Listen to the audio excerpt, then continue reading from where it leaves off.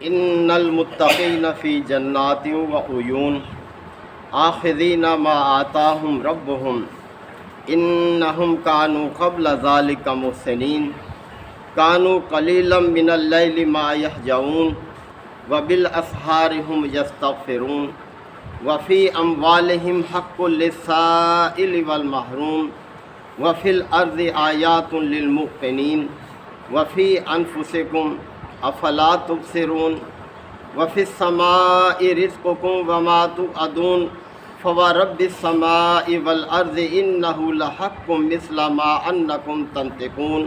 صدق اللہ مولانا العظیم۔ حضرات، سورہ ذاریات کے یہ پہلے رکوع کی اختتامی آیات ہیں۔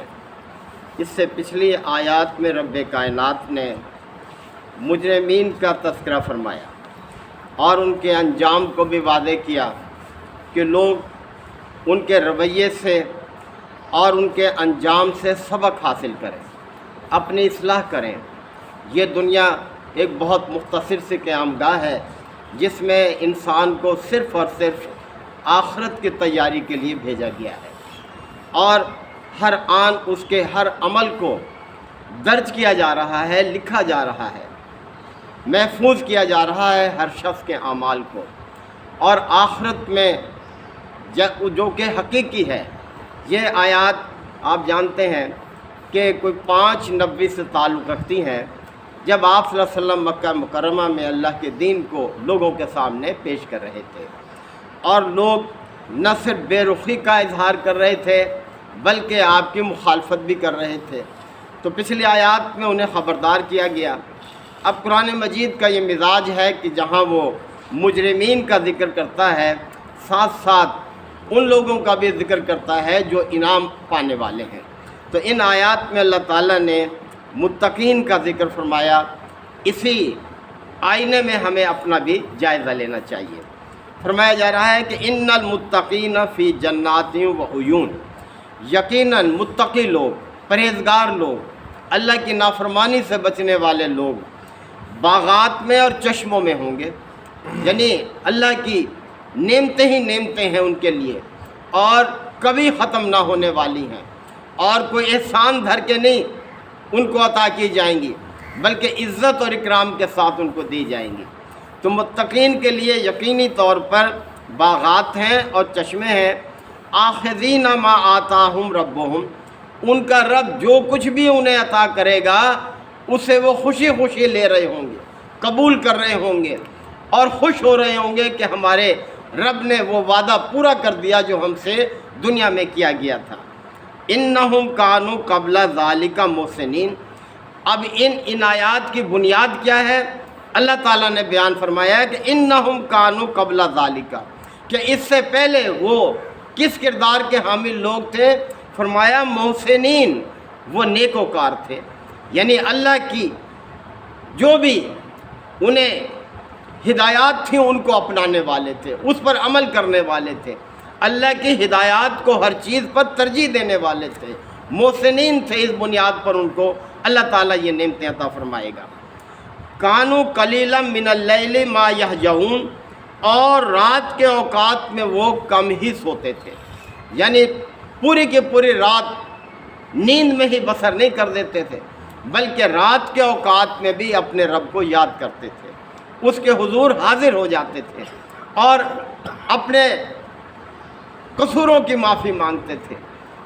حدیث پاک میں آتا ہے کہ اللہ تعالیٰ رات کے آخری حصے میں آسمان دنیا پر جلوہ گر ہوتا ہے، اور اس کے رحمت پکار پکار کر کہتی ہے کہ ہے کوئی جو اپنی خطاؤں کی بخشش چاہے اور میں اسے معاف کر دوں، ہے کوئی جو اپنے رزق کی کشادگی چاہے میں اس کا رزق کشادہ کر دوں، یعنی اس طرح سے اس کی رحمت پکارتی ہے اپنے بندوں کو۔ تو وہ اللہ کے جو محسنین ہیں، یعنی جو نیکوکار ہیں، وہ رات کے اوقات میں بھی اپنے رب کو یاد کرتے ہیں۔ وَبِالْأَسْحَارِ هُمْ يَسْتَغْفِرُونَ، اور سحری کے وقت یعنی آخری حصے میں استغفار کرتے ہیں۔ یہ بہت بڑی سعادت کی بات ہے، اپنے رب سے اپنے گناہوں کی معافی مانگنا، احساس کرنا کہ ہمارے جو قصور ہیں ہمارا رب ہی ان کو معاف کرنے والا ہے، اس کے علاوہ کسی میں اور یہ قدرت ہی نہیں ہے کہ ہمارے قصوروں کو معاف کر دے۔ تو اپنے قصوروں کی معافی مانگتے ہیں۔ اور پھر توجہ دلائی وفی اموالہم حق للسائل والمحروم، ان کے مالوں میں حصہ ہے، حق ہے، کن کا؟ سوال کرنے والوں کا اور محروم لوگوں کا۔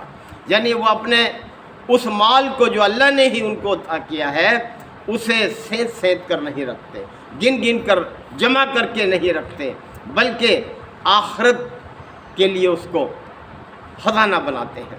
جو لوگ محروم ہیں، جو کمزور ہیں، جو ضرورت مند ہیں، اپنے رشتہ داروں میں، اپنے ہمسایوں میں، اپنے ملنے والوں میں اور دوسرے بہت سے افراد جو کہ مستحق ہیں، ان کا بھی خیال رکھتے ہیں۔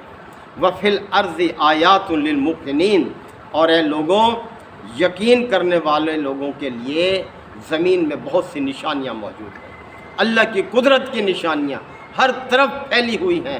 انسان بصیرت کی آنکھ سے اگر دیکھے تو قدم قدم پر اس کو سبق ملتا ہے، اس کو اپنی اصلاح کرنے کا موقع ملتا ہے کہ کس کس طرح سے اللہ تعالیٰ نے ہمارے سامنے مختلف حالات رکھے ہیں۔ وفی انفسکم، اور تمہارے اپنے جسم میں بھی اللہ تعالیٰ نے نشانیاں رکھی ہیں۔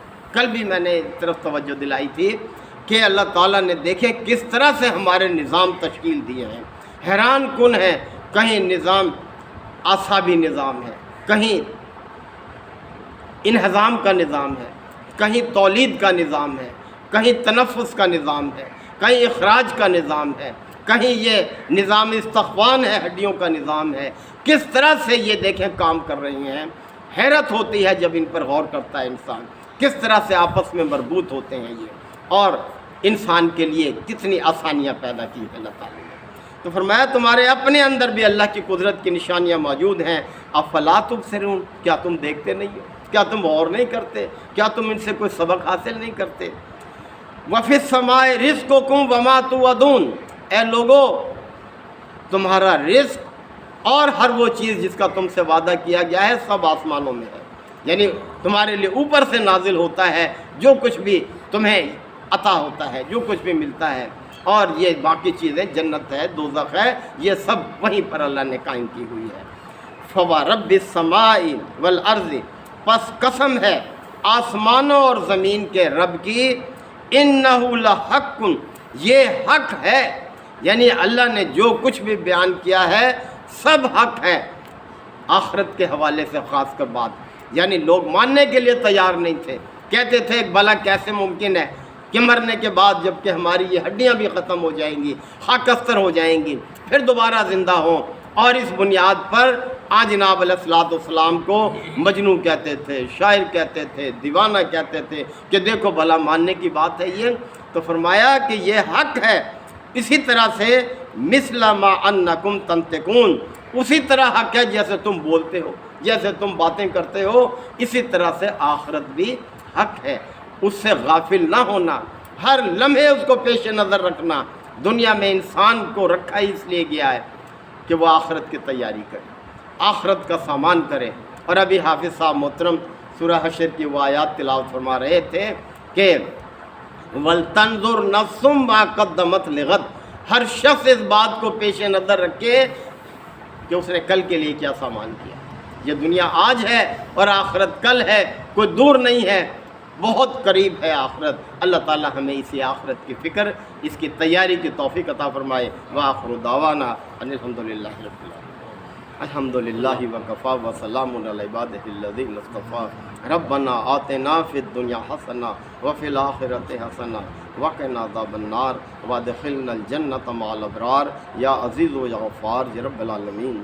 اللہم انک عفو کریم تحب العفو فاعف عنا۔ اللہم من احییتہ منا فاحیہ علی الاسلام ومن توفیتہ منا فتوفہ علی الایمان۔ یا شافی الامراض اشف مرضانا ومرضى المسلمین۔ یا قاضی الحاجات اقض حاجاتنا وحاجات المسلمین۔ اللہم اعز الاسلام والمسلمین۔ اللہم دمر اعداء الدین۔